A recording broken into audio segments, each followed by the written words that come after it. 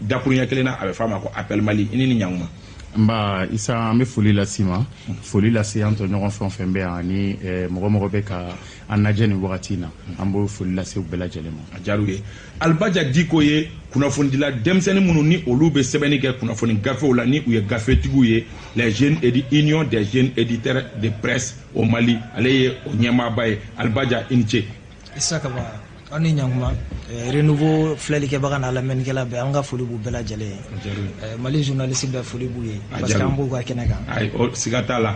Ablaye Gindo bɛɛ lajɛlen b'ale dɔn bɔlɔlɔ sanfɛ ni Ama Donbo ye ale ye Mali blogueur kunnafonidila dɔw bɛ bɔlɔlɔ sanfɛ minnu bɛ wele ko blogueur olu ka ɲɛmaaba ye ale ye Ablaye Gindo i ni ɲankuma. N ce Kaba i ni ce i ka wele la n ka foli bɛ renouveau filɛlibagaw ye ani minnu bɛna lamɛn radio la. Ani n ka foli bɛ n deba ɲɔgɔn tɔw minnu bɛ plateau kan. Bɔlɔlɔ kunnafonidilaw la dɔ b'a la min ni sanga b'a la bi kosɛbɛ nin baara in na ka sababu kɛ kunnafoni dicogo kura don bɛɛ lajɛlen b'a dɔn Thierno Ndiaye bɛɛ b'a dɔn ni Thierno Décrypte ye Thierno i ni ɲankuma. An ɲankuma Isa Kaba n bɛ foli lase i yɛrɛ ma ka foli lase n tɔɲɔgɔnw bɛɛ ma n kɔrɔ minnu bɛ kɛnɛ kɔnɔ ani mɔgɔ tulo b'an na Mali kɔnɔ ani Mali kɔkan nin wagati in na. Ayiwa aw y'a faamu k'a fɔ ko ani fɛn o fɛn bɛ baro la bi na u bɛɛ ye kunnafonidila ye wa u bɛ kunnafoni di minɛn kura ninnu u bɛ u matarafa nka ko yɛrɛ bɛ hukumu min kɔnɔ ni o ye 3 mai journée mondiale de liberté de la presse an b'a daminɛ Ablaye Gindo la a bɛ mun ko fɔ e ye. Bon ni don sigila kunnafonidilaw fɛ n'u dɛmɛbagaw walasa mɔgɔw k'u hakili jagabɔ kɛ i n'a fɔ n'a don sela mɔgɔw bɛ miiri san min tɛmɛna kunnafonidilaw ka baara taara ɲɛ wa a taara kɔ wa est-ce que liberté d'expression c'est à dire kunnafonidilaw ka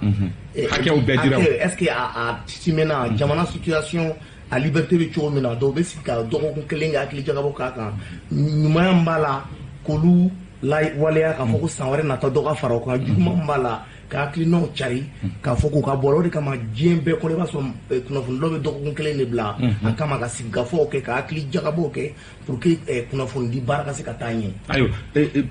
ka nin don kɛrɛnkɛrɛnnen bila kunnafonidi hakɛ lakanali kama a bɛ mun kɔfɛ Alibaja Diko. Isa Kaba a bɛ mun ko fɔ ne o de ye an k'an sigi ka an hakili munumunu k'a lajɛ san tɛmɛnenw kɔfɛ fɛn jumɛn tun b'an jɛ. An kan ka jumɛn kɛ pour que an bɛ se k'olu sɔrɔ tagalen ɲɛfɛ jumɛn ɲana an ka baara la n'an kan ka continuer n'olu ye k'olu wale an ka baara kɔnɔ ne hakili la dɔgɔkun kelen a ɲɛnajɛ b'o o de ko fɔ ɲɛnajɛ yɛrɛ tɛ mais an kan ka sigi de ka miiri ka fɛɛrɛ kɛ mun b'a to kunnafoni baara a bɛ se ka a diya bɛ se ka don kunnafonidilaw la a bɛ se ka danaya fana don an bɛ kunnafoni ni minnu ma cogoya min na. Fɛn min bɛ sɛbɛn furaw kɔnɔ munna ka dɔgɔkun kɛrɛnkɛrɛnnen bila walasa k'o hakɛ kimɛ Salifu bɛɛ b'a dɔn k'a fɔ ko kunnafonidi hakɛ ye sariyaw de ye minnu bɛ an ka jamana ani jamana wɛrɛw sɛbɛnfuraw kɔnɔ mais mun bɛ diyagoya fo ka don kɛrɛnkɛrɛn a kama.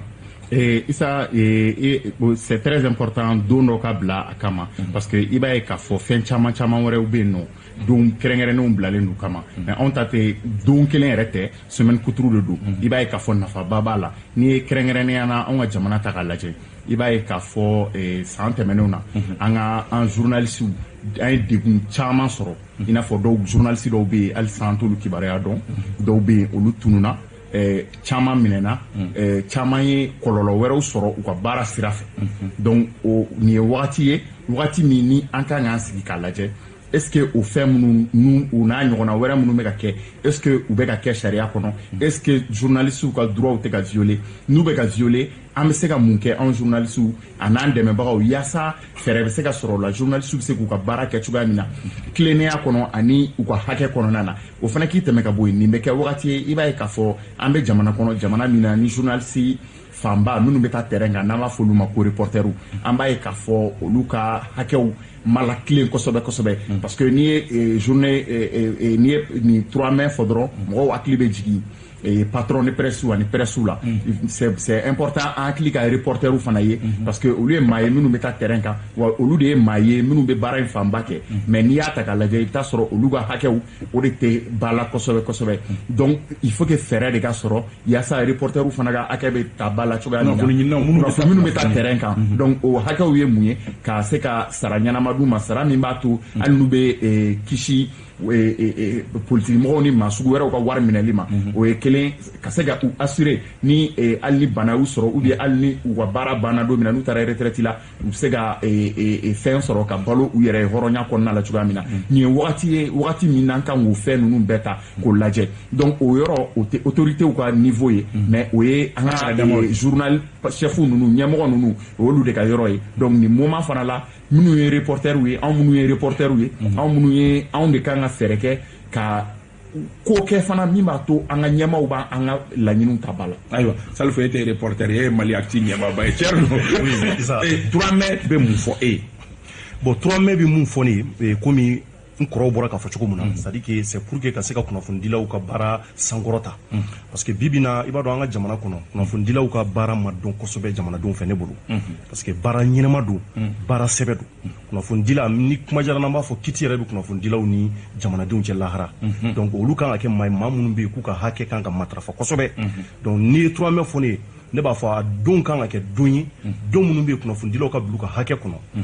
ka sari ka hakililaw sugandi hakilila minnu bɛ kɛ sababu ye mun b'a to u tɛ kunnafoni lankolonw di mun bɛ kɛ sababu ye u bɛ se ka lafiya sɔrɔ u ka baara kɔnɔ k'a sɔrɔ tɔɔrɔ ma k'a kɔnɔ parce que an b'a dɔn nin waati damadɔ in na kunnafonidilaw ye gɛlɛya caman sɔrɔ Mali kɔnɔ yan malgré que an bɛ bɛjɛ fanga kɔnɔ mais kunnafonidilaw ma u jɔyɔrɔ fa o kɔnɔ kosɛbɛ u ma bonya kosɛbɛ donc a kan ka kɛ don ye jamanaden bɛɛ kan ka kunnafonidilaw ka nafa dɔn u jɔyɔrɔ dɔn jamana ka ɲɛtaga kɔnɔ. ayiwa an bɛ don an ka ɲininkali filanan kɔnɔ o bɛ tali kɛ bi in na n'i ye a kimɛ an ma donbo Mali kɔnɔ kɛrɛnkɛrɛnnenya la maa bɛ se k'a fɔ kunnafonidilaw ka hakɛ lakanalen don wa. bon n'i y'a ta sɛbɛ la sɛbɛ kan sɛbɛ bɛɛ bɛ min bɛ an lakana loi bɛ yen régime spécial bɛ yen constitution yɛrɛ bɛ yen mais pratique kɔnɔ journalistes ye gɛlɛya u bɛ gɛlɛya sɔrɔ san o san Mali kɔnɔ hali n'i y'a jateminɛ o ye Mali diɲɛ kunnafonidilaw ka classement bɔ liberté d'expression classement bɔ kɔsan na n'i ye k'a fɔ Mali yɛrɛ place dɔɔni perdu donc i b'a ye k'a fɔ sariyaw bɛ yen mais pratique kɔnɔ a tɛ ka bato parce que journaliste komi Salifu y'a fɔ cogo min na an ka journaliste dɔ tununnen don sariya la hali ni journaliste ye a mana kojugu fɛn o fɛn kɛ a man ka latunu sariya de fana b'a tigi permettre k'a wele fanga bɔgɔ jenini na an ka sariya sun yɛrɛ k'a fɔ fana ko an ka sariya sɛbɛ la i n'a fɔ régime de la presse garde à vue t'a la i n'a fɔ hali ni kunnafoni nkalon tigɛ ka da mɔgɔ la a tigi b'i wele citation directe don i tɛ se ka minɛ k'i bila voilà mais an y'a ye u ye dɔw minɛ ka k'i n'a fɔ bingani i n'a fɔ delenkanw a jateminɛ salon na sini Salifu yɛrɛ ka cas filɛ u t'ulu minɛ i n'a fɔ delenkani fɔ ka sɔrɔ journalistes don u ka baarakɛyɔrɔ yɛrɛ voilà u ka baarakɛyɔrɔ ka taa fɔ ko u bɛ cyber de kɔnɔ a donna ka sɔrɔ bɛɛ b'a dɔn u ka baarakɛyɔrɔ don u minɛna cogo min na journaliste tɛ minɛ ten journaliste minɛ cogo bɛ a bɛ an ka sariya kɔnɔ dɔw de b'a to diɲɛ mɔgɔ maaw lajɛ n'u ye classement kɛ u b'a yira k'a fɔ Mali taara kɔfɛ sinon ni journaliste ye nkalon tigɛ ka da mɔgɔ la diffamation n'a tigi ko nkalon don n'a y'a journaliste wele sariya la ne fɛ o tɛ recul de la démocratie parce que sariya fana de b'o tigi bolo ka journaliste wele mais a b'a wele cogo min na n'o cogo de ma bato kiiri tigɛ bɔ kɔfɛ o de b'a to an bɛ reculer parce que a fɔra ko journaliste kan ka citation directe kɛ garde à vue t'a la mais an ye o journaliste minɛ k'u bila garde à vue la u taara dɔw yɛrɛ bila camp kɔnɔ k'u intimider tile 2 nin bɛɛ de bɛ fɛn ala segin kɔ bon donc n'i ye diɲɛ sariyabagaw lajɛ o y'a yira k'a fɔ Mali reculer la yɛrɛ donc ne ɲininka sɛbɛn kan a sɛbɛn ɲumanw b'an bolo mais dans la pratique an ka faama ninnu u tɛ k'a bato parce que u bɛ siran presse ɲɛ kojugu u hakili la ko presse persécuté ka presse bagabaga o de b'a to u bɛ lafiya ka sɔrɔ o tɛ. Salif an bɛ se k'a fɔ bi k'a fɔ ko kunnafonidilaw lafiyalen don u ka baara kɔnɔ Mali kɔnɔ. Isa papier kan an lafiyalen mais dans la pratique an lafiyalen tɛ parce que i n'a fɔ n kɔrɔkɛ y'a fɔ cogoya min na papier kan sɛbɛn bɛɛ bɛ yen pour que kunnafonidilaw u ka kunnafoni sɔrɔ nɔgɔya la u ka se k'u ka baara kɛ nɔgɔya la mais dans la pratique an b'a ye k'a fɔ n'i taara terrain kan min bɛ kɛ o ye ko wɛrɛ ye ni i taara yɔrɔ dɔw yɛrɛ la an b'a ye k'a fɔ n'i tɛ faso ka télévision nationale ye i yɛrɛ tɛ hali interview yɛrɛ sɔrɔ i tɛ hali mɔgɔ yɛrɛ t'i lamɛn k'a fɔ k'a bɛ kunnafoni di e ma parce que e tɛ faso ka fɛn bilalen faso ka téléso bilalen est ce que o ma dépend privé fana na parce que mɔgɔw bɛ siga k'a fɔ ko privé bɛ kunnafoni di cogo min na est ce que o fana tɛ mɔgɔw siga ka kunnafoni di an bɛ wagati min na i ko sisan an bɛ se k'a fɔ dans l'ensemble an bɛ se k'a fɔ vraiment privé anw de ye information labila anw de information labila wa anw de information kɛ forobafɛn ka se bɛɛ ka se ka na i ka kuma fɔ sisan bi an bɛ don min na ko sisan ni e mɔgɔ bɛ ko konin dɔ b'i la ko fitinin don koba don k'i mago bɛ kunnafonidilaw la yɔrɔnin kelen don i ka fɛn a bɛ diɲɛ lasɔrɔ o ye privéw sababu de ye an bɛ se k'a fɔ de manière générale privéw en professionnalisé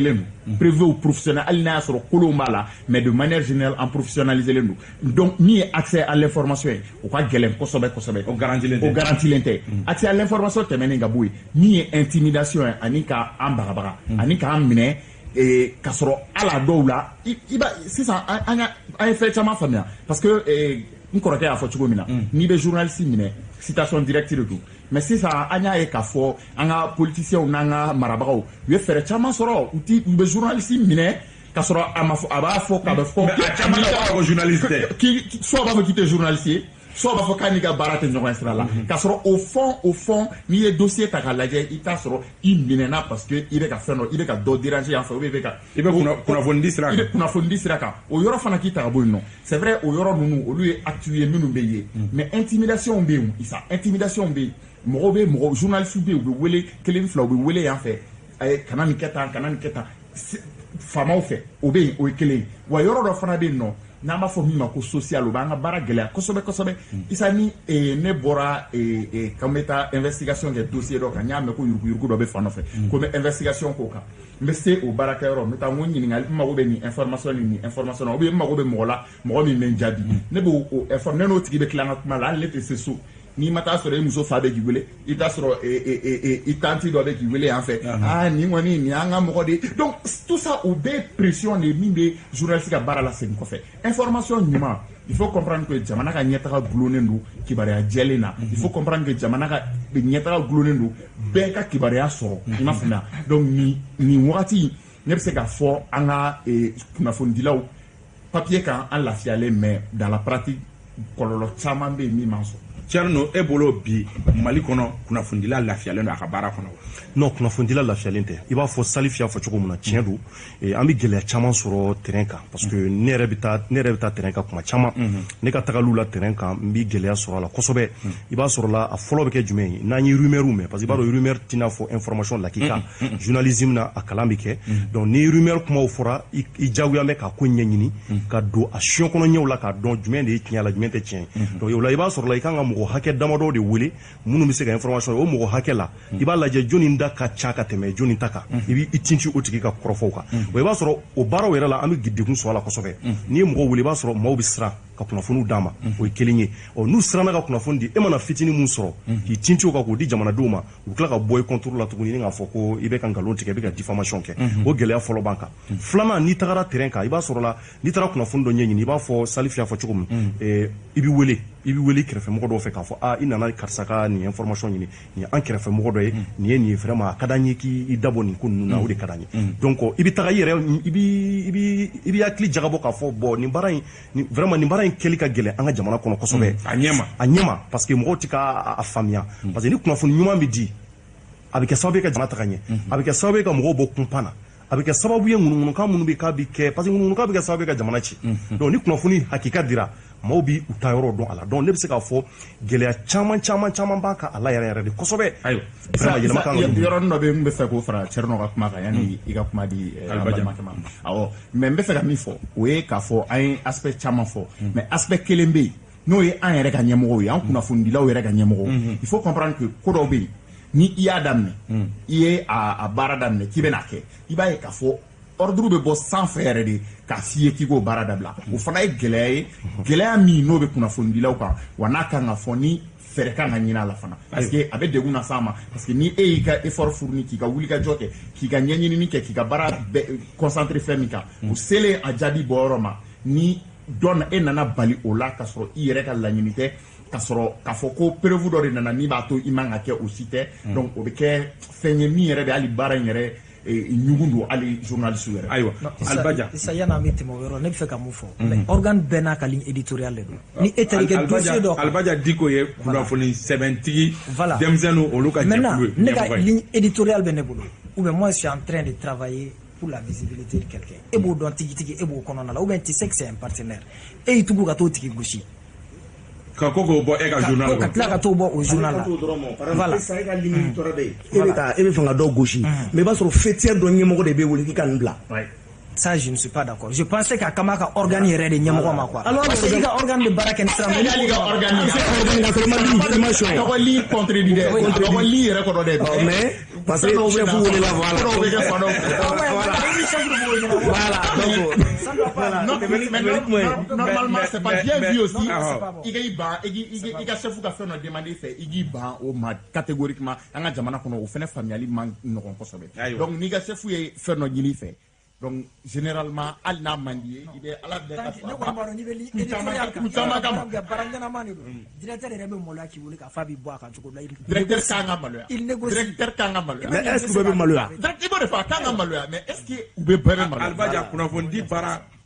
bara aw munu ye kunafondi gafetigiw ye bi a baara ka nɔgɔ Mali la wa? Isa a baara in ma nɔgɔ, baara in ma deli ka nɔgɔ yɛrɛ. U bɛ mun fɔ politique kan dɔrɔn de fɛ a bɛ fɔ ko k'a ka nɔgɔ a bɛ taa baara in ma nɔgɔ, baara in ma deli ka nɔgɔ. Kunnafoni di an b'a kɛ parce que baara in ka d'an ye de don o don n'an bɛ bɔ a b'an kunna k'u b'an faga yan n'an bɛ se mais an bɛ baara in k'o kan quoi. Mɔgɔw bɛ intimider mɔgɔw bɛ gosi dɔw tununna an t'a dɔn u sara ou bien u bɛ balo la an t'o kalama i bɛ wele kuma bɛɛ sisan yɛrɛ fɛɛrɛ mun b'u bolo dɔrɔn ko diffamation mɔgɔ se bɛ diffamation na ne kumana Isa k'a tagara plainte don ne kama ko diffamation kuma t'a la o diffamation bɛ taa en fonction de ton numéro à toi ni e ko ne ye kuma dɔ fɔ k'o tɛ tiɲɛ ou bien ne ye kuma dɔ fɔ e m'a kɛ ka ban jagoya a bɛ fɛngɛ de c'est pas quelque chose que mun bɛ se ka i b'a fɔ ni ko mɔgɔ ye zon ye kɔrɔ a tigi ye tali de kɔ n'a ma tali kɛ sisan nɔ kiiri bɛ se ka tigɛ mais ni diffamation fɔ dɔrɔn ça devient compliqué o ye pour ka kuma yɛrɛ tigɛ mɔgɔw la de or ça ne peut pas aller an bɛ ka baara ye mun kɛ an b'a kɛ population de kama population ka droit de ye information ye an b'olu ka ci de la donc information dili anw ma fana o jagoya de minnu bɛ rétention d'information il faut qu'ils comprennent que sariya de fana b'a jago a ka di anw ma ni aw ye min sɛbɛn o bɛ tila k'a fɔ ko o ye diffamation ye o diffamation ye k'a sɔrɔ olu de banna ka kunnafoni gɛrɛgɛrɛ voilà mais hali o yɛrɛ diffamation ko ye fo k'o yɔrɔ nin fana ka sɛgɛsɛgɛ k'o bɔ yen nɔ ko jɛya yɛrɛ yɛrɛ de mais est-ce que aw fana ni ko bɛ mɔgɔ min kun kan est-ce que aw bɛ wagati ta k'o tigi wele ko mana gɛlɛya cogo cogo k'a tigi ɲininka nin kunkan ko b'i kun kan yanni i k'a sɛbɛn Isa Kaba n'i taara information ɲini ne taara information ɲini par exemple journal bɛ bɔ sini ou bien sinikɛnɛ moi je suis sur un dossier ne dossier fankelen sɔrɔ fankelen bɛ Ablaye Gindo concerné j'ai pu l'avoir ale ka coûté ne y'o kɛ ka ban o recoupement n'o fɛnw kɛra ka ban ne mago bɛ e la pour que papier dafa mais ni e ma sɔn ka kuma di ne ma sini journal balo bɛ kɛ ne tɛna journal jɔ ko parce que ne m'e sɔrɔ baara min bɛ ne bolo ne bɛ baara kɛ n'o ye k'a sɛbɛn a dugu ma a tɔ bɛ na kɔfɛ a tɔ bɛ na kɔfɛ ni e y'a ye u bɛ taga mun tɔgɔ tiɲɛ kuma fɔ ko karisa m'a ɲininka ou bien a bɛ taa baara dun tɛ se ka bila o mɔgɔw mako bɛ information de la a kun fɔlɔ bɛ ne bolo jagoya ne b'o di mɔgɔw ma parce que e banna ka na ce qui fait que normalement journaliste mako b'i la n'a taara n'a fɔra journaliste b'i kɔ i gɛlɛya i k'a lamɛn jumɛn don parce que baara ninnu tɛ kɔnɔli kɛ surtout radio don o don de information bɛ tɛmɛ télé wagati bɛɛ de a bɛ tɛmɛ donc o yɔrɔnin de kama a bɛ fɔ ko ka priorité di anw ma hali ne ye laisser passer ni fɛn wɛrɛw bɛ d'a ma dɔwɛrɛ tɛ baara in ka teli de baara in ka teli de ni ne e ne kumana sisan e information dɔ di ne ma ne bɛ n ka baara dafalen kɛ dɔrɔn k'a bɔ a ma ban mais ni e tɛ sɔrɔ baara tɔ fankelen bɛ kɛ ka fankelen to yen. Kaba n bɛna yɔrɔ rapidement yɔrɔ dɔ fɔ mun y'a to an ka gouvernement an ka farafin jamana surtout Mali la an ka gouvernement o bɛ fɛn kɔnɔ o bɛ gestion kɔnɔ mais o tɛ anticipation kɔnɔ parce que ne ye ministre ye ministre des domaines par exemple ne mana n dɛn cogo o cogo ka dugukolo dɔ nin dɔ la ne b'a dɔn sinikɛnɛ dɔ bɛ journaliste dɔ bɛ bɔ a kalama donc ni dans les pays sérieux depuis m'a di don min na n ka cabinet de presse bɛ communiqué kɛ le ministère des domaines vient d'attribuer une parcelle à telle personne a dit la ma tan donc c'est fini les rumeurs mais e y'a dogo a journaliste bɛ a ka source b'a dama avec les preuves a bɛ tɛ ɲɛ i bɛ ban ka kuma n'a bɔra i bɛ sɔrɔ ka conférence de presse kɛ ka boli ka taa kuma o don ɲɔgɔn donc il faut anticiper et non être dans la gestion olu bɛ crise de gérer parce que l'information est droit de i m'a dɔn dans tous les pays sérieux i b'a sɔrɔ chaque jour et a jateminɛ kiri lajɛ an ka procureur i bɛ boli nɔfɛ to conférence kɛ mais dans les pays sérieux ni dossier ɲɛnama bɛ yen chaque 72 heures procureur bɛ bɔ ka conférence de presse k'a ɲɛfɔ mɔgɔ ye ka point kɛ voilà ayiwa an bɛ taa ɲɛfɛ an ka sujet yɛrɛ bakuruba yɛrɛ ye min ye o ye diɲɛ dɔnniya kuraw diɲɛ kunnafoni cari minɛn kura minnu n'u bɛ wele tubabukan na ko réseaux sociaux ani fɛn wɛrɛw olu kunkanko kunnafoni ko la an b'a dɔn k'a fɔ kunnafoni panparanba dɔ ye nin fana ye bi a ka teli ni kunnafoni di minɛn tila bɛɛ ye bi-bi in na an bɛ na kuma o kan a nafabaw ye minnu ye d'abord an b'a daminɛ e la Albaja e bolo aw minnu ye journal sɛbɛnnaw ye a nafa kɛra jumɛn ye diɲɛ minan kura ninnu nafa kɛra jumɛn ye aw ka kunnafoni baara la. ça c'est-à-dire réseaux sociaux ni technologie minan kura ninnu a nafa tɛ se ka fɔ ka ban a nafa tɛ se ka fɔ ka ban nafaba de b'a la mais fɛn dɔ de don a b'a fɔ muru fanfilaman de don c'est-à-dire réseau ko in bɛ b'a fɔ n'i y'i ka so fenêtre dabɔ k'a ɲɛsin kɛnɛmana ma maintenant n'i ye fenêtre dayɛlɛ diyagoya il faut rester veillé i bɛ jateminɛ de kɛ mɔgɔ ka n'i kunna don ka tali kɛ ou bien ka fɛn wɛrɛ kɛ a bɛ ten nɔ de i tɛ se ka dayɛlɛ dɔrɔn k'a bila ten e bɛ yeli kɛ kɛnɛma voilà mais i k'i jija fɛnɛ ni mɔgɔ fana kana to kɛnɛma ka filɛli kɛ o côté de bɛ mɔgɔ caman bɛ ɲinɛ o de kɔ nafa b'a la cogoya min na kɔlɔlɔ b'a la wa kɔlɔlɔ ka bon fana n'a ko k'a bɛ kɛ tiɲɛni ye a bɛ bonya ka tɛmɛ nafa mais a y'aw nafa cogo di aw minnu ye journaliste ye ka sɔrɔ kɛ mɔgɔ caman fɛ ko a kɛra sababu ye ka aw ka sɛbɛnfuraw kɔni gala dɔɔni anw ka ne tɛ bon mɔgɔ caman b'o fɔ mais ne tɛ sɔn côté ma c'est-à-dire adamaden yɛrɛ kan ka adapter de situation fɛn fɛn bɛ na il faut t'adapter à la situation a nana pour que ka ko nɔgɔya par exemple téléphone ninnu bɔra sisan nɔ a ma sotaramata ni fɛn dɔw nɔgɔya an bɛɛ yan fɔlɔ pour que an ka ɲɔgɔn ye mɔgɔ minnu bɛ yɔrɔ jan nin bɛ kalaba ni janaja tun kɛra aw tun bɛ mototigi bila ka taa ci fɔ fan bɛɛ ne ni ne yɛrɛ tun bɛ une semaine kɛ ka sɔrɔ an tɛ ɲɔgɔn ye an tɛ ɲɔgɔn kibaruya dɔn fo aw ka sotarama de ta ka taa maɲumatɔ ko la ka na mais téléphone ko nana olu bɛɛ nɔgɔyara sisan de même réseaux sociaux bɛ yen sisan ni ne ye n ka journal labɛn sisan ka bɔ yanni journal bɛ bɔ sini ni ne ye n ka journal in ta sisan k'a publier k'a bila Facebook ou bien Twitter kan a bɛ nafa jumɛn lase ne ma mɔgɔw b'a ye mɔgɔ min b'a ye a bɛ se ka ca mɔgɔ 2 3 ye non o t'a gala parce que une de bɛ yen n'i ye une ye sisan nɔ a sɛbɛnnen bɛ titre kan Ablaye Gindo minɛla a ye nin fɛn nin kɛ yɔrɔ dɔ la automatiquement curiosité bɛ minɛ ne ko mun de bɛ journal de donc sisan nɔ curiosité bɛ minɛ cɛ fɛn dɔ bɛ journal est ce que sini la première des choses i bɛ taga ne ka journal ka taa kalum ɲini pour que ka kalan o tɛ réseaux sociaux nafa dɔ ye o y'a nafa dɔ ye maintenant ne bɛ sɛbɛnni kɛ a ka di ne a ka kalan de ne ma sɛbɛnni kɛ pour que a ka bila so kɔnɔ journal bilala sugu la a bɛ san sugu la de pour que an ka nafa sɔrɔ certes mais n'a tɛmɛna tile 2 3 4 minnu ma journal sɔrɔ ou bien an ka kɛ minnu m'a san yɛrɛ i b'a publier ka page kan mais aw ka jagokɛminɛn ye mun ye aw ka jagokɛminɛn tɛ journal de ye an ka jagokɛminɛn n'o bɛɛ bɛ bɔlɔlɔ sanfɛ est ce que mɔgɔw b'aw ka journal san bilen bilacogo de b'a la bɔlɔlɔ sanfɛ parce que n'a bɔra sisan a bɛ dɔgɔkun 1 de kɛ a bɛ sugu la pour que a ka san maintenant n'i ye une bila fɔlɔ o bɛ mɔgɔ inciter ka taa san maintenant i ye sɛbɛnni kɛ i bɛ sɛbɛnni daminɛma yɔrɔnin i b'o publier a bɛ s'a jama yɔrɔ ma wagati min i b'a tigɛ u bɛ mɔgɔw nɛgɛ lawuli u bɛ taa ɲini k'a kalan tu peux faire ça pendant une semaine mais ni semaine tɛmɛna ka ban i ye sɛbɛnni min kɛ i b'o fana publier parce que sɛbɛnni yɛrɛ laɲini fɔlɔ ye jumɛn ye a ka yɛlɛma don dɔw taabolo la dɔw tabiya la ka kunnafoni dɔ d'u ma fɛn dɔw kan maintenant c'est pas parce que mɔgɔw ma journal san e bɛ journal bɛɛ ta ka taga bila so kɔnɔ ten a b'a fɔ yɛrɛ baara foyi il faut que i ye sɛgɛn kɛ ka kunnafoni mun labɔ mɔgɔw k'a kalan donc a ye mɔgɔw ja a m'u ja n'i y'a bila i ka page kan dɔ b'a kalan ayiwa donc ne bolo o ye nafa dɔ ye quoi Salif aw ni tɔw danfara ye min ye aw ka journaliw bɛ bɔlɔlɔ de sanfɛ aw ka baara in bɛ kɛ cogo di walasa ka nafa sɔrɔ a la kunnafoni di baara bɛ kɛ cogo di walasa ka nafa sɔrɔ a la ka sababu kɛ n'i ye kunnafoni ta k'a bila bɔlɔlɔ sanfɛ ni mɔgɔ min ye forfait 40 san o bɛ se k'aw ka kunnafoni kalan aw bɛ nafa sɔrɔ a la cogo di Isa fɛn o fɛn ye bɔlɔlɔ ye a bɛ fɔ ko bɔlɔlɔ sanfɛ fɛn o fɛn bɛ yen ko fu don c'est que ni mɔgɔ minnu b'a kan olu yɛrɛ de ye produit ye cogo di k'a daminɛ anw na site web d'actualité la ka taa se réseaux sociaux ma i n'a fɔ Facebook n'a ɲɔgɔnnaw u bɛ wari sɔrɔ cogo di u ka nin fɛn in na c'est parce que mɔgɔ minnu bɛ na a sanfɛ par exemple anw ka site filɛ Maliactu filɛ nin sisan par exemple anw ka nombre de visiteurs par jour Google AdSense de publicité d'anw ma en fonction de ça a fɔra ko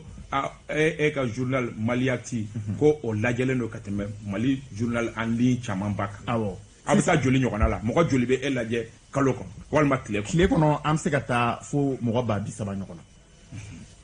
o mɔgɔ 30,000 i b'a ye k'a fɔ n'i y'o ta ka lajɛ a tilancɛ fanba o bɛ bɔ Mali la ni Mali bɔra yen nɔ maliyɛn minnu bɛ sigilen bɛ Faransi donc ka ainsi de suite jamana caman b'a la mais sisan an bɛ wari sɔrɔ cogo di i b'a ye k'a fɔ site b'anw bolo mɔgɔw bɛ na a sanfɛ ka na an ka articles kalan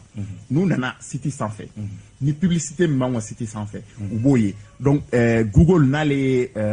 bɔlɔlɔkan ɲininikɛyɔrɔ bɛɛ la belebeleba ye an bɛ se ka min fɔ ale service marketing b'ale bolo n'a bɛ f'o ma ko Google AdSense donc olu bɛ publicitéw de attribuer fɛn minnu bɛ bɔlɔlɔ sanfɛ donc Google AdSense a bɛ publicité attribuer pratiquement site caman na mais a b'i sara cogo di mɔgɔ hakɛ min bɛna i ka site sanfɛ donc ni mɔgɔ hakɛ min y'olu ka publicité u b'a dɔn toi tu n'as été foyi wɛrɛ kɛ donc olu yɛrɛ bɛ ka site mɔgɔ min bɛna sanfɛ u b'o da dɔn donc mɔgɔ hakɛ u bɛ se k'a sara o la u b'i sara en fonction de mɔgɔ hakɛ o ye modèle fɔlɔ dɔ ye modèle filanan dɔ bɛ yen nɔ o ye coup par clic ye mɔgɔ hakɛ min mana digi olu ka publicité bilalen kan donc u bɛ i sara en fonction de ça i b'a ye k'a fɔ min b'a digi a kan o ka ca o publicité wari ka ca ni min b'a ye parce que min bɛɛ b'a ye a t'o bɛɛ intéressé mais min b'a cliquer a kan c'est que o tigi a b'o intéressé donc o ye an ka warisɔrɔ sira fɔlɔ dɔ ye filanan ye mun ye an bɛ baara kɛ an ni agences bɛ baara kɛ agence de communication bɛ baara kɛ minnu bɛ o ye au niveau national ye minnu bɛ publicitéw d'an ma bandeaux d'an ma an bɛ bandeau minnu annonce minnu kɛ k'olu afficher donc i b'a ye k'a fɔ an ka warisɔrɔ sira fanba ye o fan fila de ye bɔlɔlɔ sanfɛ nka aw ka nin baara in kɔnɔ aw bolo a ye gɛlɛya don kunnafonidila tɔw ka baara la bon an bolo a ma gɛlɛya don kunnafonidila tɔw ka baara la parce que n'i y'a ta k'a lajɛ i b'a ye k'a fɔ an bolo an bɛ ɲɔgɔn dafa de an bɛ ɲɔgɔn dafa kunnafonidi sira fɛn o fɛn bɛ yen ka daminɛ radio télé bɔlɔlɔ presse écrite ani hali ni dɔwɛrɛ minnu bɛ yen hali jeliw bɛ kunnafoni minnu di ou bien ni fɛn kɛra minnu bɛ tamani fɔ ka bɛ kari a bɛɛ ye ɲɔgɔn dafa de a bɛɛ kun ye kunnafoni ka se a lase yɔrɔ la de parce que an b'a ye k'a fɔ kunnafoni di n'i ye presse écrite ta sisan i b'a ye k'a fɔ presse écrite c'est bien a ka ɲi kosɛbɛ kosɛbɛ mais i b'a ye k'a fɔ degun dɔw b'a baara kɔnɔ parce que Mali la i b'a ye k'a fɔ journaux n'i ye i ka journal bɔ bi e y'i ka journal bɔ bi e b'a bɔ don o don i ye bi ta bɔ est ce que e bɛ Bamakɔ yan nɔ e ka journal bɛ se Kidali don jumɛn ko Kidalikaw b'a kɔnɔ ko kalan k'a dɔn est ce que o tɛna sɔrɔ e ye numéro caman wɛrɛ bɔ i b'a ye n'an b'a fɔ o ma ko problème de distribution an b'a ye o bɛ se ka lakɔlɔsi a tɔgɔ filɛ nin ka bɔ n kɔnɔ presse écrite la bon n'i ye journal papier n'i ye radio ni téléw fana ta k'u lajɛ i b'a ye k'a fɔ c'est vrai accessibilité bɛ yen u bɛ se ka sɔrɔ yɔrɔw la ni Mali jamana fan bɛɛ i n'a fɔ fɛn bɔ kunnafoni cari sira kuraw nana satellite donc u bɛ se ka sɔrɔ fan caman mais o bɛɛ n'a taw ta i b'a ye k'a fɔ jamana fan dɔw diɲɛ fan dɔw bɛ yen nɔ o radiow n'o téléw u tɛ sɔrɔ o si la parce que hali fournisseur minnu bɛ taa n'a ye satellite ni fɛnw kan olu yɛrɛ tɛ o yɔrɔ la donc i b'a ye k'a fɔ o yɔrɔ la mais u bɛ se o mɔgɔ ninnu bɔlɔlɔ o b'o olu bolo donc olu fana bɛ se ka na u ka kibaruya ɲini donc ne bolo nin bɛɛ ye ɲɔgɔn dafa de ye nin si tɛ taa si kɔ bon ne bolo nin si tɛ man ka kɛ degun ye si ma n'an bɛɛ y'a kɛcogo faamuya. Salifu ninnu ta ye journal en ligne ye Ablaye Gindo aw ta ye blogueur ye o ye mun ye ani fana ni aw bɛ baara kɛ cogo di aw bɛ wari sɔrɔ aw ka baara in na cogo di. bon yanni i ka ɲininkali jaabi n bɛna Albaja furan dɔɔni a ko bɔlɔlɔ ma journal gala journal yɛrɛ galalen kɔrɔlen Mali la journal bɛ san Mali la journal bɛ san Mali la kɔrɔlen sisan i ye min fɔ bon blogueur ye mɔgɔ ye minnu bɛ kunnafoni di réseaux sociaux sanfɛ mais n'i y'a jateminɛ bɛɛ bɛ se ka kɛ blogueur hali salif blogueur tɛ na blogueur wari kama i bɛ nafolo a ka di ye ani i bɛ se ka domaine dɔ choisir i bɛ se ka fɔ ne bɛ n ka blogueur kɛ droits humains dɔrɔn kan ou bien droits des femmes kan maintenant n'i ka blog to la ka visiter ka jama cɛ i n'a fɔ a y'a fɔ cogo min na annonceur bɛ to ka gɛrɛ la bon an ye ONG ye an bɛ baara kɛ défense des femmes de kan an ɲɛ b'a la i ka blog sulen do i bɛ musow défend bon kalo o kalo i bɛ article kelen kan an bɛ miliyɔn kelen blogueur caman bɛ wari sɔrɔ tan mais i don to a la i tɛ don a la wari kama comme kunnafoni di fɛn minnu bɛ bɛɛ ka bila la i bɛ don a kan walasa k'i ka jamana dɛmɛ après wari bɛ se ka bɔ a la mais a y'a fɔ cogo min na an fana sitew b'an bolo i n'a fɔ blogu b'an bolo an fana ka wari sɔrɔ cogo presque n'olu ta ye kelen n'i ye nombre de visite modèle dɔ sɔrɔ wari dɔ Google bɛ wari d'i ma ani annonceur fana bɛ na u bɛ wari d'i ma mais i ye question dɔ poser est-ce que bɔlɔlɔ di fɛnw ye journal papier gala au fait n bɛna yɔrɔ fila de ta n'i ye kɔkana lajɛ jamana wɛrɛ France ni États-Unis ninnu bɔlɔlɔ nana journal papier kalali dɔgɔya mais o journal papier tigi a ye dɔ fara o ka sɔrɔ kan cogo di par exemple n'i ye Jeune Afrique ta par exemple ou bien n'i ye journal du dimanche ta France i b'a sɔrɔ yanni bɔlɔlɔ kun ka na i b'a sɔrɔ kun bɛ journal miliyɔn kelen feere mais n'i y'a fɔ cogo min na problème de distribution b'a kɛ u ka journal tɛ se yɔrɔ dɔ la o journée kɔnɔ mais bɔlɔlɔ nalen u b'u ka kunnafoni bɔ u b'a feere donc i b'a sɔrɔ lecture papier dɔgɔyala mais abonné cayala voilà ne taara journal dɔ bɛ o ni y'an ka bɛnbere partenaire français t'olu ka siège la u ko bibi na olu ka journal papier ko il n'y a que 1300 abonnés olu ye cɛkɔrɔba minnu bɛ foyer de retraite la journal bɛ taa di olu voilà mais ils ont plus de 300 000 abonnés en ligne c'est-à-dire que journal bouclage bɛ bɔ dɔrɔn a bɛ ciw ma internet fɛ mais yan an ka journaliste ma se k'o adapter o de la i n'a fɔ an y'a fɔ cogo min na on doit s'adapter mais an ka journaliste ma se ka adapter o la i n'a fɔ indicateur k'a ka site dayɛlɛ voilà mais le problème a ka client voilà mais le problème voilà maintenant u ka gɛlɛya nana kɛ min ye Mali la c'est que mɔgɔw tɛ lecture fɛ donc ni k'i bɛ ni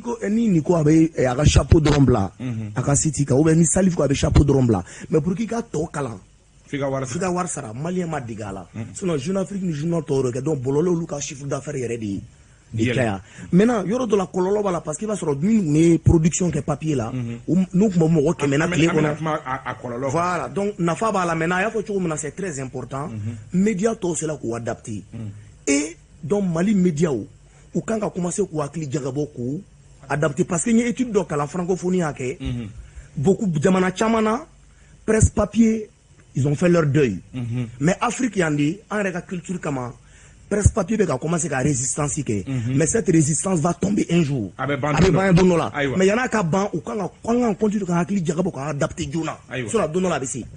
bɛ fɛ ka yɔrɔ dɔ fara kan je crois que dɔw b'a formule proposée Mali la nɔ journal dɔw b'a kɛ hali n'u man ca n tɛna mɔgɔ tɔgɔ fɔ fana mais kelen-kelenninw kɔni b'a kɛ peut-être olu b'u ka version électronique ci mɔgɔw ma en plus version électronique an b'a nafa la an b'a nafa fɔ par exemple sa ni e ka journal ye indicateur du renouveau ye aw b'a bɔ an b'a feere Bamakɔ yan nɔ ni i donna version électronique la déjà i bɛ se k'a feere Kidali ma bi mais i bɛ se k'a feere Amérique ka fɛnɛ ma bi donc o bɛ i ka normalement ni seri ka politique maliyɛn minnu bɛ Amérique la kɛ sababu ye olu bɛ indicateur kalan don o don sɔgɔma donc a bɛ kɛ sababu ye i yɛrɛ ka chiffre d'affaires de ka bonya kosɛbɛ o le kɛ a ka kɛ degun ye ma ayiwa Thierno danfara fɛnɛ bɛ aw fɛnɛ ni ninnu tɔw bɛɛ ta ni ɲɔgɔn cɛ ka sababu kɛ aw bɛ vidéo de kɛ aw ka baara kɔnɔ aw bɛ fɛn sɔrɔ aw ka baara in na cogo di kunnafoni di hukumu kɔnɔ bon aw yɛrɛ bɛ baara kɛ cogo di fɔlɔ an bɛ Thierno t'an bɛ ka patron ye plateau kan i paraît que olu ka mɔgɔw de b'u ja sisan ka tɛmɛ bon à peu près c'est-à-dire que a bɛɛ ye kelen ye Salif ye mun fɔ à peu près a bɛɛ ye kelen ye quoi c'est-à-dire qu'anw ka vidéo ninnu filɛ parce que nous on a remarqué au début ouverture média la an tun bɛ fɛ ka don gafe de la fɔlɔ bon après an ka kumaw la an y'a ye k'a fɔ bon an ɲɛ b'a la mɔgɔw tout le temps n'i tɛmɛna gɛrɛndaw ni sigidaw la i b'a ye bɛɛ ɲɛ coron bɛ téléphone de la ka téléphone lajɛ donc on a dit mais pourquoi pas ka to ka émission kɛ vidéo la et puis en bambara au début on avait commencé ça en français bon an y'a ye mɔgɔw t'u intéressé n'an ye interview kɛ français la kosɛbɛ mɔgɔw t'u intéressé a la on a vu que maintenant à peu près 80% des Maliens bamanankan de ka di olu ye u bɛ faamuyali sɔrɔ o la kosɛbɛ donc directement an donna o la an ko ni information bɛ yɔrɔ min na dɔrɔn an bɛ kɛ tic au tac bon anw bɛ sɔrɔ a cogo di u y'a fɔ cogo min na a bɛ dépend an ka abonnés na an bɛ abonnés minnu sɔrɔ mɔgɔ minnu bɛ danaya dan kan de un ne bɛ vidéo kɛ i b'a sɔrɔ ne ka vidéo la par jour ne bɛ se ka 100 000 vues sɔrɔ par jour i y'a ye 100 000 par exemple entre YouTube et Twitter et Facebook parce que an ka vidéo la n'an ye vidéo émission dɔ kɛ bi ka information dɔ lancer Facebook kan an b'a lancer a tɔ bɛɛ kan an b'a lancer YouTube kan ani Instagram kan parce que i b'a sɔrɔ mɔgɔw ka plateforme tɛ kelen ye donc à travers ça an ka YouTube kan déjà an bɛ an sponsorisé len don ale y'a fɔ cogo min na an bɛ wari sɔrɔ à travers ça mɔgɔ minnu b'an lajɛ parce que i b'a sɔrɔ la c'est à dire que mɔgɔ wɛrɛw ka publicité de bɛ tɛmɛ o kɔrɔ o publicité ninnu à travers ça u bɛ wari dɔ d'an ma donc ça peut nous encourager wari yɛrɛ bɛ kɛ sababu ye an bɛ kisi hali yuruguyuruguni minnu bɛ d'an ma duguma o b'a to an bɛ kisi olu ma donc o kɔfɛ a y'a fɔ cogo min na publicité bɛ na mɔgɔw bɛ na produit d'a ma entrepreneur b'olu da tabali kan u b'a fɔ voilà bon hali n'an ma da tabali kan an bɛ kuma kan parce que u b'a dɔn bon visibilité b'an na bon de fait que ni entrepreneur n'u y'a essayer n'u y'a kɛ u b'a ye avantage b'a la caman n'u fɛn fɛn y'a kɛ u b'a ye u ka produit bɛ lakodɔn kosɛbɛ bon n'i y'a ye o entrepreneur bɛ na pour que u ka produit fana ladi an ma parce que u b'a dɔn an bɛ baara min na c'est sérieux sinon ni manamana ko ni nɛniw ni fɛnw b'a la u tina parce que a man yu yɛrɛ ka image ma donc an bɛ balo à travers ça aussi o publicité ninnu na bon kɔfɛ à travers les couvertures médiatiques i b'a sɔrɔ ni kunnafoni bɛ association an bɛ bɛɛ ka bila la politique mɔgɔ a kɛra mɔgɔ o mɔgɔ ye ko i bɛ fɛ ka kuma fɔ kuma min bɛ yen nɔ k'a bɛ tali kɛ jamana ka ɲɛtaga kan donc ni i y'o ɲɛfɔ an ye an ɲɛ b'a la k'a fɔ nafa b'a la kɔlɔlɔ t'a la an bɛ taga o couverture fana an b'o fana kɛ an ni jamanadenw ni ɲɔgɔn cɛ donc olu fana bɛɛ n'a fɛɛrɛ don donc i b'a sɔrɔ par jour ou bien par semaine an bɛ se ka caman sɔrɔ o fana na k'o fara donc olu de bɛ kɛ sababu ye k'an balo ka courage don an na ka kunnafoniw ɲini kosɛbɛ a jɛlenw bon an b'a dɔn n'an filila chaque fois ni ka taa bila kunnafoni kolon kan a bɛ jouer an ka nin sɔrɔ ninnu kan donc an diyagoyalen don ka kunnafoni lakikaw ɲini ka di mɔgɔw ma. ayiwa nafa bɛ diɲɛnatigɛ fɛn o fɛn i bɛ taa sɔrɔ ko fitinin dɔw bɛ yen minnu bɛ a baara la nɔgɔ dɔɔni Albaja Diko bɔlɔlɔ nafa ka bon siga t'a la bɛɛ bɛnn'a kan surtout kunnafoni di bankun kan nka gɛlɛyaw fana b'a la dɛ. e bolo a gɛlɛyaw ye jumɛn ye ani a gɛlɛyaw kɛra jumɛn ye aw minnu ye sɛbɛnfuratigiw ye ka sababu kɛ tabali in na n hakili la a gɛlɛya kun fɔlɔ a bolilen bɛ sɔrɔ aw de kan ne bolo. bon n bɛ se k'a fɔ a gɛlɛya ye mun ye c'est à dire bɔlɔlɔ kan n'i ye fɛn mun bila i tɛ se k'a sama tuguni n'a taara dɔrɔn o y'a talen ye. k'a sɔrɔ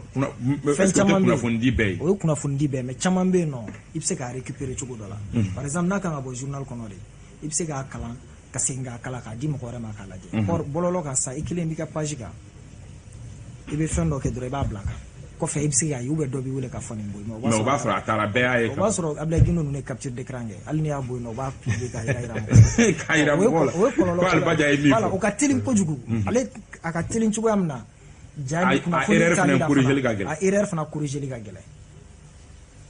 n t'a dɔn n'i y'a faamu. n y'a faamu. maintenant a kɔlɔlɔ ye mun ye journal ninnu kan i b'a fɔ cɛ y'a fɔ cogoya min na effectivement bɛɛ de nɔrɔlen bɛ téléphone na donc lecture tant hali mɔgɔ min bɛ lecture kɛ i b'a kɛ ni téléphone de ye ce qui fait que journal papier ko nin ka gɛlɛn n'a bɔra cɛkɔrɔba ninnu na c'est à dire a culture yɛrɛ bɛ minnu na ou bien jamana mɔgɔba ninnu minnu sɔgɔmada fɛ olu ka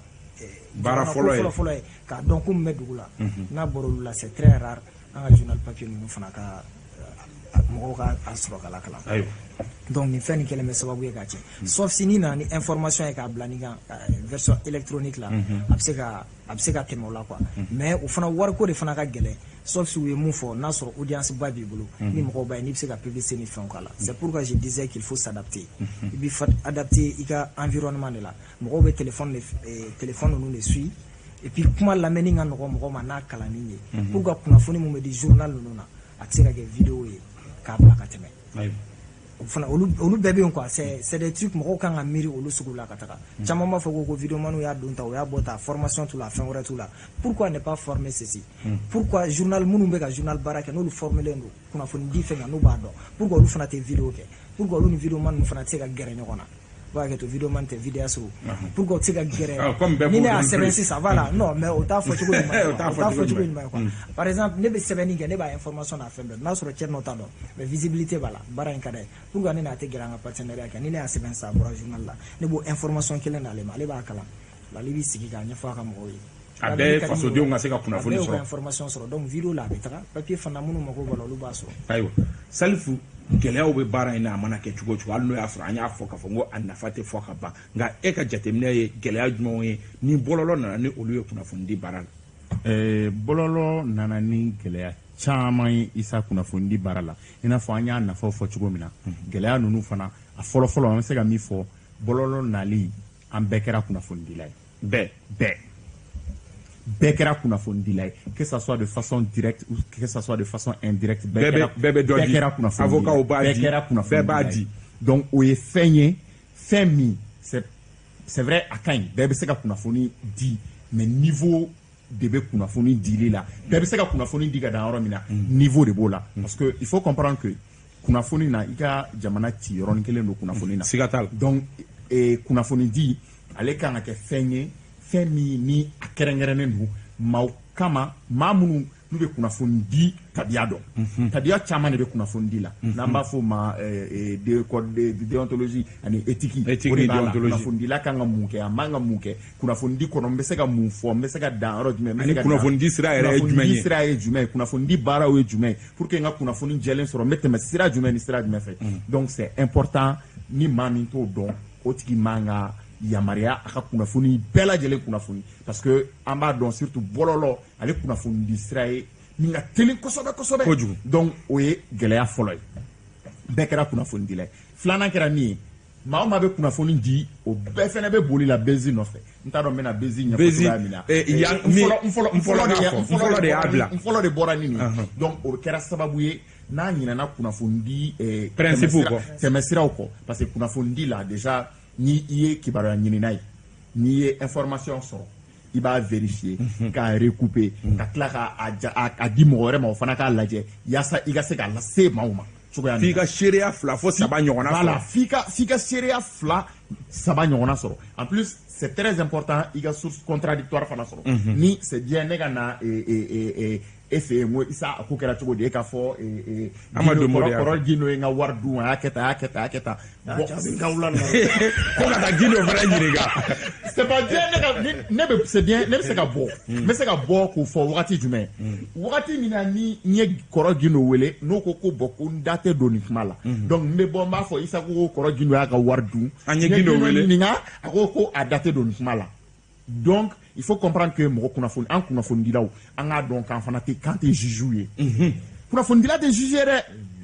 kunnafonidila bɛ kunnafoni de di c'est aux lecteurs aux téléspectateurs aux auditeurs ka kow juger karisa a kɛra tan point les faits sont sacrés donc i bɛ fɛnw fɔ mɔgɔw yɛrɛ b'a apprécier ni ne ko n ko Isa ko Gindo y'a ka wari dun n sera Gindo ma kuma ni e y'o mɛn i b'a dɔn tiɲɛ la n'i y'a ye Gindo ma kuma ko dɔ bɛ Gindo kan donc c'est pas mais ne man ka fɔ ko bon n'i y'a ye Gindo ma kuma Gindo ye Isa ka wari dun donc o ye n bɔlen ka kunnafoni di baara kɔnɔ n donna commentaire kɔnɔ ça c'est très important bon donc i b'a ye k'a fɔ n'an bɛ bezi ɲini na an bɛ ɲina min ye hali source a information vérifier par exemple Isa b'a fɔ ne sisan ko n y'a mɛn ko kibaruya dɔ bɛ yan fɛ san dɔrɔn ne bɛ fait parce que ne de bɛ fɛ ka kɛ mɔgɔ fɔlɔ ye k'o fɔ e ni y'a fɔ ne t'e makɔnɔ bilen dɛ ne b'a bila Facebook ne b'o fɔ fɔlɔ de ka sɔrɔ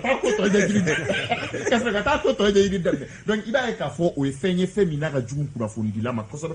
parce que ni ne taara o tɔ ɲɛɲini n'a y'a sɔrɔ o ko ye nkalon ye hali ni ne seginna jagoya don nka n k'a fɔ mɔgɔw ye fɔlɔ ko ye nkalon ye mais ni n y'o fɔ fana o bɛ kɛ fɛn ye fɛn min bɛ kɛ ka n ka danaya n ka crédibilité dɔ bɛ b'o la bon il nous faut que an ka min faamuya i ye kunnafonidila ye o kɛra bɔlɔlɔ kan o kɛra presse écrite o kɛra fan o fan i ka kunnafoni i ka diɲɛ fɛn bɛɛ ye i ka crédibilité danaya mɔgɔw bɛ danaya min ta k'a da i ka kuma la o de la u b'a fɔ karisa de y'a fɔ ni karisa y'a fɔ dɔrɔn tiɲɛ don karisa i y'a mɛn karisa de la t'i mago la donc o i ka fɛn bɛɛ i ka hɔrɔnya bɛɛ bɛ o de bolo i ka kunnafonidi kɔnɔ ça c'est très important o ye kɔlɔlɔ filanan ye an da bɛ se ka don min na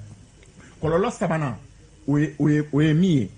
kɔlɔlɔ sabanan ye min ye maa dɔw fana nana bɔlɔlɔ sanfɛ ka k'u bɛ kunnafoni di mais an b'a ye olu ta ye faneni baneni de o b'a kan bi dɛ Isa o fana ye ko ye ko min n'a bɛ ka degun don parce que a fɔra kunnafoni u b'a fɔ k'u ye kunnafonidilaw de mais n'u ko k'u bɛna kunnafoni di nin ko kan bi ka jamukan sigi mɔgɔninfinw kan mɔgɔ tɔgɔ donna la ba bɛɛ fana baneni donc o ye bɔlɔlɔ de nana ni bɔlɔlɔ de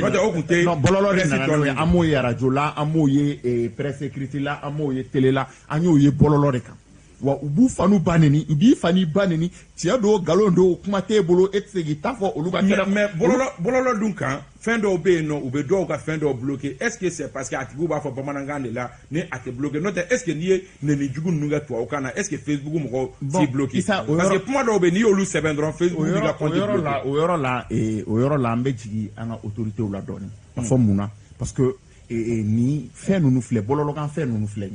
mɔgɔw bolo c'est parce que u bɛ nin jamana in na u bɛ nin jamana in na mais nos autorités ont le pouvoir ont le droit ka Interpol ka nin fɛn ninnu interdit u ka jamana kɔnɔ c'est an y'a ye yan jamanaw kan u ye Facebook interdit Facebook taara tribunal la fo u ye wari sara jamanaw ye donc il faut pas que fɛn dɔw bɛ yen nɔ c'est vrai Facebook u bɛ tubabukanw ni anglais u b'olu termes nenu n'o fɛnw de dɔn pourquoi ne pas que an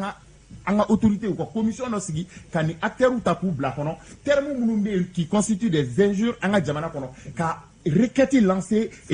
ni Facebook ye où ils sont obligés d'appliquer soit u bɛ suspend an ka jamana kɔ o pouvoir b'an ka jamana mɔgɔw bolo sa mais mɔgɔ si t'o kɛ c'est de laisser aller faneni baneni bɛ tilen ka kɛ bon an yɛrɛ y'a ye fana bon a b'i n'a fɔ o de ka di maliyɛnw fana ye parce que ni minnu bɛ fani ni banni kɛ olu de bɛ layɛ ka tɛmɛ bɛɛ kan donc voilà donc an b'a ye k'a fɔ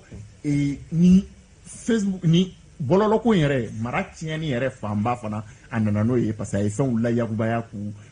kɛ ko ye ko min ni o tɛ an danbe bon min ye a kɔlɔlɔ ye anw kibaruya o kɔlɔlɔ ye an kibaruya dilaw ma o ye de parce que n'a fɔra sisan ko Thierno ye journaliste ye nin ye kɔrɔ ye journaliste ye nin ye journaliste ye ko journaliste dɔ bɛ yan fɛ k'o ka baara ye fani banni de cɛ ni min ye e ye o b'a fɔ Thierno aw bɛɛ ye fani bannikɛlaw de ye kɔrɔ aw ye fani banni kasɔrɔ aw tɛ kelen ye kasɔrɔ aw tɛ kelen ye aw ka baara kɛcogo tɛ kelen ye aw ka faamuyali kɛcogo tɛ kelen ye kasɔrɔ e yɛrɛ bɛ a dɔw contre la yɛrɛ mais aw tɛ bɔ ɲɔgɔn na parce que ni tiɲɛni kɛra kaban aw bɛɛ de ye kelen. Ablaye Guindo c'est-à-dire information a yɔrɔ min fɔ c'est information i y'a publier ka ban kɔfɛ e nana ye k'i ye mun publier fili b'a la moi je pense que la déontologie l'éthique demande même de revenir sur ça et au contraire ça ne te fait pas perdre en crédit a tɛ dɔ bɔ i ka danaya la mɔgɔ bɛ da mais Albadia ni e y'a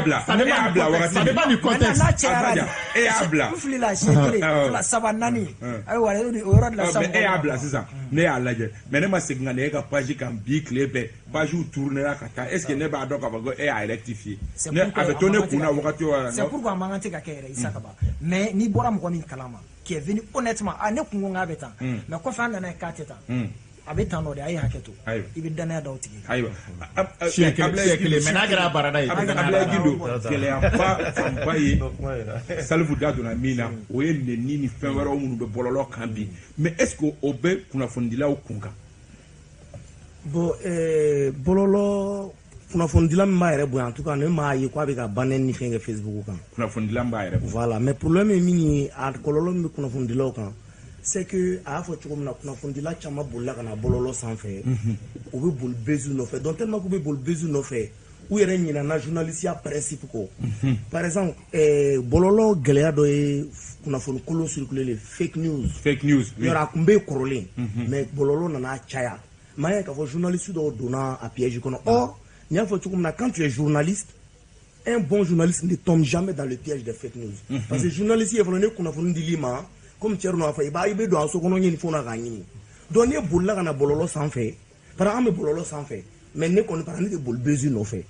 hali ni kunnafoni yɛlɛ ne bɛ sigi k'a jateminɛ fɔlɔ yanni tile ka ban i bɛ k'a fɔ kunnafoni nkalon don donc o kɔlɔlɔ a y'a ko journaliste caman ka briefing tala ka bɔ a kan parce que u bolila ka taa u taara bezu ɲini ni fɛnw na donc o y'a kɔlɔlɔ dɔ ye n fɔlɔ y'a bila voilà ni fake news fana n y'a fɔ bɔlɔlɔ nana fake news caman yiriwa et journaliste caman fana benna o fake news parce que journaliste dɔ don fake news kibaruya voilà ale nasuguya ye fila ye soit dɔ b'a dabɔ a kama ka mɔgɔw bila fili la walima dɔ fana bɛ ale t'a dɔn mais ale y'a bila ou bien kunnafoni dɔ ye tiɲɛ mais o b'a ta ka bɔ a minɛn kɔnɔ k'a ta ka bɔ a minɛn kɔnɔ Thierno filɛ nin don o don a bɛ mɔgɔw de sɔn a ka plateau kan a ye vidéo caman kɛ mais i b'a sɔrɔ a vidéo maralen bɛ mɔgɔ dɔw bolo i b'a sɔrɔ a tigi ye kuma dɔ fɔ bi contexte dɔ kɔnɔ mais dans 2 ans o b'o vidéo kelen labɔ c'est comme il a fait Mana Sata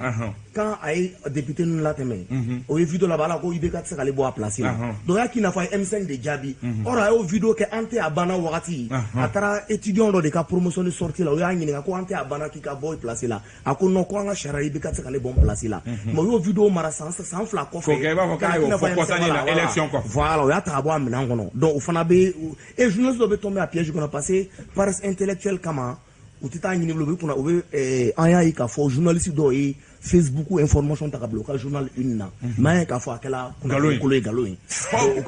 o bɛ Mali la a kɛra exemple caman b'an bolo donc o kɛla kɔlɔlɔ ye maintenant kɔlɔlɔ fana ye min ye a ye caman ka baara fana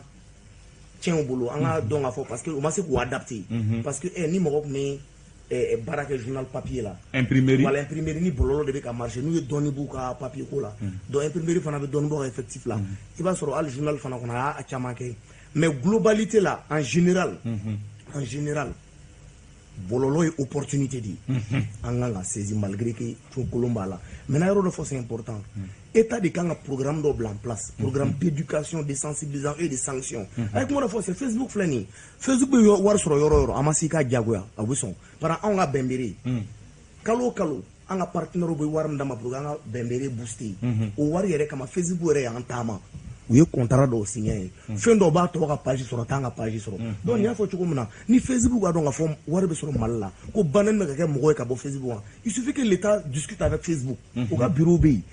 et puis il y a un ministère de l'économie numérique budget b'a bolo a bɛ réunion k'an bɛ san 2 san 3 yɔrɔ Facebook va accepter ka banni ni fɛn ninnu kɛ mots clés ye pour que robot ka capter mɔgɔ kɛla dɔrɔn i ka compte bɛ bloqué tout ça c'est une volonté politique. Nous faisons la Sénat. L'État peut, en France, chaque année, il y a une liberté d'expression. Mais la France supprime chaque année plus de 300 000 comptes Facebook. Parce que France, l'État et Facebook est contrat de signer. Ni mots nous est monnaie ni et la gauchie. Na y pas j'aime à supprimer. Ah bah non. Mais ça, les Français, Facebook est fait manière de manière générale. Voilà. Terme d'obé non, il n'a pas. Nous le faut que page soit ou bien faire nous effacer ni par exemple fake news go mala. Ni qui bara Colombia, be qui bara minas fait ça sera ko kolonu ni abliga page ka. Va supprimer ka biga page ka non là va se ko qui bara kolonu. Pour faire nous il n'a pas ni modèle d'obé. Ni le que Facebook ka, il est suspend, il va se que compte il se gamini là. Oui de manière générale, mais en réalité, ça c'est au niveau local, on a commission de blasting, commission mimbe, fait mon nous le bien, ani nous te bien, pour nous déterminer qu'à ce cas requête dit Facebook ma, il y aura pas de problème, ils vont l'appliquer. Tcherno, au mounouye vidéo qu'elle a oué, c'est vrai que Bibina, kuma kacha vidéo qu'elle a offert, fait mounoube kubari a dit direct là, kafoko, kuna fone kolombe bo, au comme offre avec ma chama, ani. Mbadon etu oke na banini faneni mbe bololo kan bibina yoro e kololo bayde kololo bado mbi ma essayer ka andinge fufolo parce que on de ubo kuluwula kaseka ubo jien kala ma ni jogono yi donc ay kuma ba fo kuma mbe ko nafa bala ko sobe donc aka kuma u anyena parce que ay fen chama fo c'est très important état kan go jatemine chien du inconvénient mbe réseaux sociaux là nyat se ka fo ne re chorno ne bi do la wakati muna au début après le 3 ne gestion des ressources humaines ke ko fait moi je vis que nimbara a kadinye ne wolola kama parce que je vis qu'il y a amour bena ko sobe bon ko fait donner à là on commencera ka formation kaka parce que sali fait mu fo mo manga du kolati ni ya e fanen banenu chaira parce que ma chama ba ka tin ba ka tinto ta fait ou ta kanu tu dusuguna so ni fait mun kanu bi dusuguna iba fait makari kanye iba fait ni sebe wala sa akana tien donc mais ni formira la c'est-à-dire ni formira bara ne bi fen chama famia ko munu man ko munu kan ibu du don ko sobe bon faneni banani mun ni a challenge fleni ne ti jigi ulu yara law ne bi jigi mamunu bitu labe ni ne chorno takani lebi a faneni banani kala shite ne bu to ko me mawara da me ni aye ibi faneni banani réseau gadoro ne ben déconnecter ka bo i ka page ne ba inde ka education tita donc ne akilla ma folo munu be mo munu ka faneni banani ulaje ulu yara di non mais viba bu bolo abo nya aw munu ba a nyokona ke ni viba o fenen bolo abo nya fo chugo di ka foko mamunu be faneni banani ge ulu fenen flele no o do be ta 10 000 100 000 parce que Burujaldo ou ka bondo de ka gino la kuma parce que wara bibina malla foy mani mo ka boni mo ka gino la kuma ka tigi Buruja don yebala a karsa ka gino la kuma do na bodo da kono la mo to intéressé à vidéo no we rendez-vous di ka ami ñoko soro ni tigi ka dossier be mbula ka karsa ka dogi na ko donc aba tigi lebu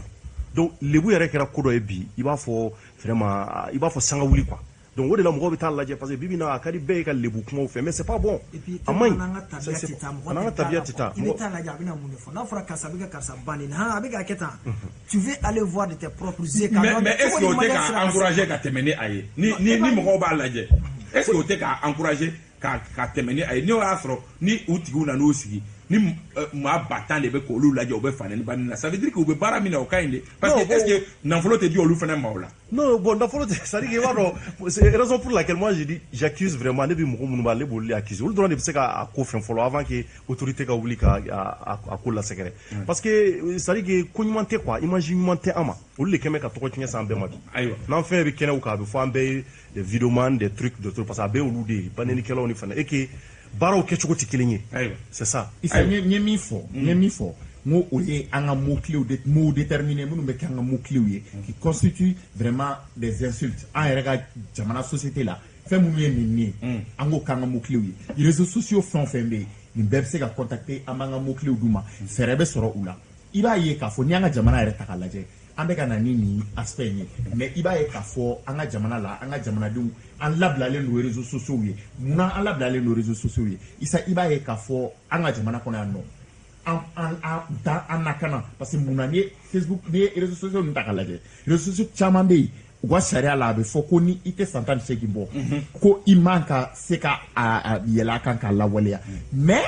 comme u b'a dɔn anw ka jamanaw kan moins an tɛ importance bɛrɛ ko la u bɛ contrôle allégé ka sɔrɔ fan wɛrɛw fɛ ou bien cogo condition wɛrɛw la ce n'est pas la même chose ni ko i y a 18 ans i tɛ se ka don wa i b'a ye k'a fɔ an ka min ye an ka données personnelles ye ça c'est très important parce que il faut comprendre que an bɛ réseaux sociaux ko kuma la ni réseaux sociaux que ça soit Facebook ou an bɛ fɛn o fɛn dɔn u bɛ balo ni mun ye u bɛ wari sɔrɔ mun na o ye anw utilisateurs de anw de y'u ka produit ye mɔgɔ min ne ye compte Facebook dayɛlɛ ne de ye Facebook ka produit a bɛ wari ɲini ne de la a bɛ wari ɲini ne la cogo di ne bɛ kibaruya minnu don n ye cɛ ye n ye n si ye nin ye n bɛ nin yɔrɔ la n bɛ yan fɛ n b'a kɛ tan n b'a kɛ tan n bɛ nin baara la centre d'intérêt ni ballon de ka di n ye nin ka di n ye nin ka di n ye o kibaruya minnu n'an b'o di a bɛ fɔ o de ma k'an ka données personnelles wa réseaux sociaux ninnu bɔlɔlɔ ninnu u b'o fɛn ninnu de ta u b'olu de feere annonceurs ma par exemple ni kɔrɔ ko sisan k'a bɛ fɛ ka publicité kɛ u bɛ kɔrɔ ɲininka e bɛ fɛ ka publicité kɛ min i bɛ fɛ mɔgɔ jumɛn k'a ye kɔrɔ b'a fɔ n bɛ fɛ maliyɛnw de k'a ye i bɛ fɛ cɛw de k'a ye wa musow de k'a ye a b'a fɔ n bɛ fɛ cɛw de k'a ye minnu bɛ Gawo dɔrɔn olu dɔrɔn de k'a ye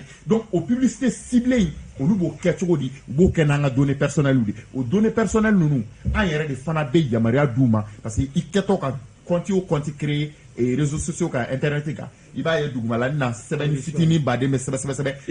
a dabɔlen don a kama yɛrɛ de i kana kalan u b'a fɔ k'i ka yɔrɔ ko ni tɛ se ka kalan k'a fɔ a yɛrɛ k'a fɔ ko nin fɛn ye karamɔgɔ de ye Salifu ye denmisɛnnin caman bɛ yen minnu formera ni kunnafonidi bɔlɔlɔ sanfɛ Salifu ye o karamɔgɔ de o de kama a fɛnɛ bɛ caman dɔn a la mun kan ka kɛ an ka Salifu an ka karamɔgɔ dabɔ a la ten mun kan ka kɛ an ka bɔ kuma kɔnɔ. bon ne fɛ min kan ka kɛ n y'a fɔ cogo min na bɔlɔlɔ ye opportunité de ye et puis o y'a fɔ cogo min na développement don c'est comme fɔlɔfɔlɔ kabini téléphonetigiw ye miliyɔn sɔrɔ téléphone nana o ma tunu wa crédit feere en ligne nana carte tigiw tɛ ka tunu wa donc réseaux sociaux tɛ se ka combattre bilen a bɛ yen c'est la science développement don maintenant opportunité la n kan ka saisir maintenant pour que ka kɔlɔlɔ ninnu kɛlɛ hali n'an tɛ se ka kɛlɛ an bɛ se ka dɔɔni bɔ a la o ye mun ye il faut d'abord ka législation ɲuman dɔ ta fɔlɔ ka bɔlɔlɔ encadrer ni bɔlɔlɔ encadrer la cɛw na ye mot dɔ fɔ c'est très important éducation n'i ye bɔlɔlɔ ta banni ni bouton tɛ bɔlɔlɔ fan si la mɔgɔ n'u ka éducation de bɛ yɛlɛ donc bɔlɔlɔ nana yira k'a fɔ jaa an tɛ k'an denw lamɔ a nana koba donc an ka segin lamɔ kan so maintenant dernière chose a ye min fɔ hali denmisɛnnin 18 ans c'est vrai que Facebook te contrôle mais parents bɛ se ka contrôle kɔ n'i ye téléphone san yanni k'a di i den ma i bɛ se k'a configurer pour que n'a bɛ yɛlɛ Facebook ni fɛnw kan mail dɔ de bɛ na e fɛ fɔlɔ i k'a autoriser donc parents kan ka kalan o de kama n ko État kan ka programme ba dɔ de kɛ programme d'éducation ka tuuru kɛ ka parents éduquer mais Tchorno ka vidéo ça fait 100 000 vues pourquoi l'État signe pas un contrat avec Tchorno avec Mali Actu ils font des programmes d'éducation ka bila Tchorno ka page kan 100 000 personnes verront voir les techniques comment ils contrôlent les réseaux sociaux kan comment mais pourquoi l'État ne fait pas ça parce que tout chaque fois il m'avait retourné l'état de contrôle là voilà donc l'État doit se saisir qu'à légiférer qu'à encadrer sinon opportunité doit qu'on le veut pas nafa caman b'a la maintenant kɔlɔlɔ ninnu an bɛ se ka encadrer ani ɲangini fana an ka siran ɲangini ɲɛ voilà ni min y'a fɛn kɛ k'a ɲangi an ka taa ɲɛ an ka wagati korona kosɛbɛ an bɛ maaw hakili jigin k'a fɔ anw bɛ min kuma la kɛrɛnkɛrɛnnenya la ka sababu kɛ ka kɛɲɛ ni dɔgɔkun min ni o dilen don kunnafonidi hukumu kɔnɔna kan a ka kan kunnafonidilaw yɛrɛ k'u ka n'u sigi maa wɛrɛ da tɛ dɛ kunnafonidilaw yɛrɛ ka na ɲɛfɔli kɛ u kunkan ko gɛlɛya minnu b'u kan ani fana ni u yɛrɛ kɛra sababu ye ka ko minnu ni olu créé n'o ye gɛlɛyaw ye jamanadenw kan k'u sigi k'u da don a la groupe renouveau ye kunnafoniw dayɛlɛ k'a daminɛ ntɛnɛndon fo ka taa bila jumadon na baro bɛ kɛ kunnafonidilaw kunkan kow kan anw ta kun ye kunnafoni cariminɛn kura ninnu u nafa ani kɔlɔlɔ kunnafoni baara kan an ka maa welew ye Salifu Jara ni ale ye kunnafonidila minnu ni olu ka journaliw bɛ bɔlɔlɔ sanfɛ n'a bɛ f'a ma ko journal en ligne a jɛkulu tɔgɔ ye ko Appel Mali o secrétaire général ye Alibaja Diko ale ye kunnafonidila denmisɛnnin minnu ni kunnafoni gafe bɛ olu bolo Union des jeunes éditeurs de presse Union nationale des jeunes éditeurs de presse ale ye o maa ɲɛmaa ye bi Tcherno ye kunnafonidila minnu ni olu bɛ bɔlɔlɔ sanfɛ olu lakodɔnnen ba dɔ ye ale ye Ablaye Gindo bɛɛ lajɛlen b'a dɔn Amadu Mbola ale ye blogueur olu fana ye kunnafonidila nasuguya dɔ ye bɔlɔlɔ sanfɛ olu ka maa ɲɛmaa ye Seydina Umar Keita bolo tun bɛ nɛgɛ karafe la Sira Kamara ale tun bɛ son na Boubacar Jarabad ayi Mamadou Z Traoré ale tun bɛ régie d'antenne na an b'aw bɛɛ fo k'aw waleɲuman dɔn aw k'an bɛn nin jɛmukan ɲɔgɔnna wɛrɛw kan walasa kunnafoni ka yakubaya jamanadenw ye an bɛ kunnafonidila bɛɛ lajɛlen fo ko u ni seli